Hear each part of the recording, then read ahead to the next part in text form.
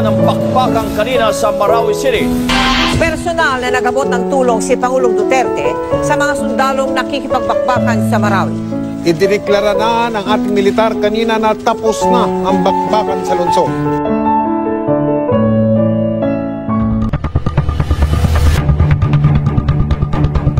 Isa sa pinakamabagsik na labanan ay noong 2017, ang Marawi Siege.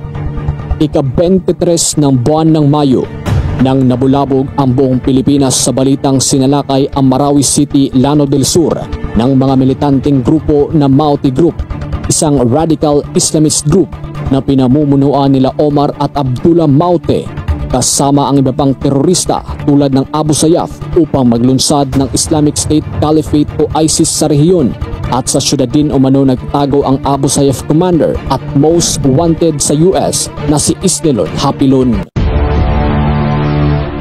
Dali-dali namang umaksyon dito ang gobyerno at nagpadala si dating Pangulong Rodrigo Duterte ng puwersang militar upang labanan ang mga terorista.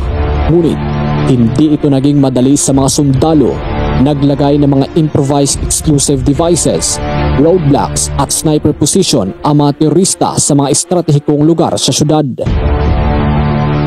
Kumounter din ang gobyerno at nagsagawa ng mga airstrikes, ground troops at tactical operations. Dahil dito, napilitang lumikas ang mga libo-libong residente sa syudad at mga karatig lugar.